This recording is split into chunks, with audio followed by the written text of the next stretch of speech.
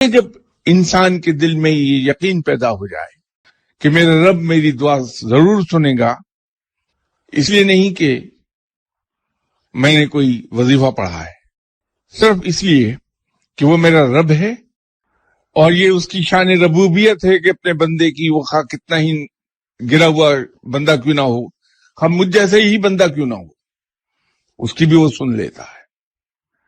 تو اس کی وہ جو شان ربوبیت ہے اس پر اگر یقین پختہ ہے تو میرے الفاظ میں ایک زور پیدا ہوگا کہ میں ابھی یہیں سے ایک لیٹر لکھوں گا رب تعالیٰ کے نام کے، یا باری تعالیٰ مجھے رات 9 بجے سے پہلے اتنا پیسہ چاہیے تو دے۔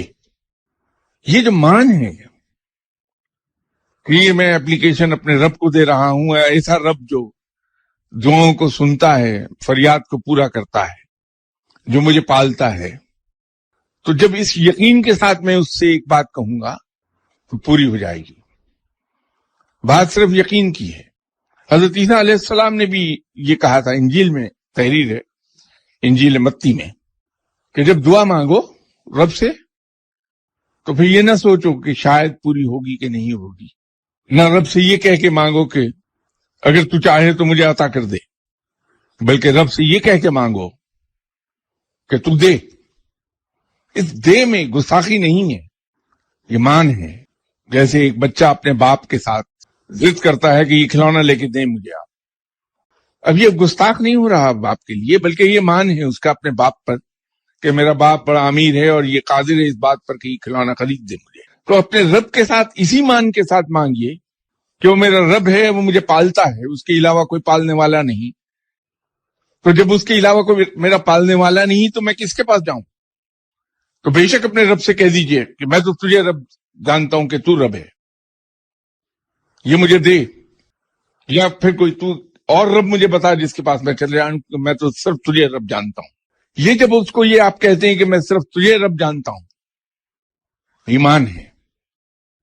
لوگوں کو تو یہ بھی کہتے میں نے دیکھا، یہ چیز مجھے دے، بڑا رب بنا پڑتا ہے، ابھی چاہیے اسی وقت دے مجھے۔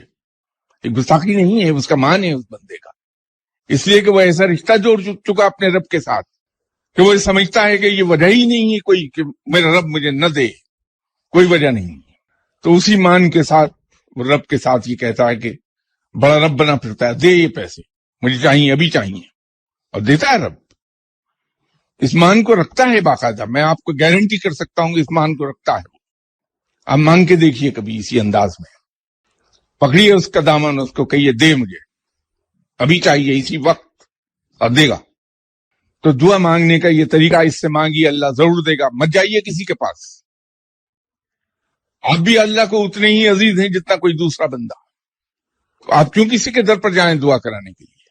اپنے رب کو کیوں نہیں پکڑتے؟ رب کو پکڑیے، ضرور سنے گا آپ کی دعائیں۔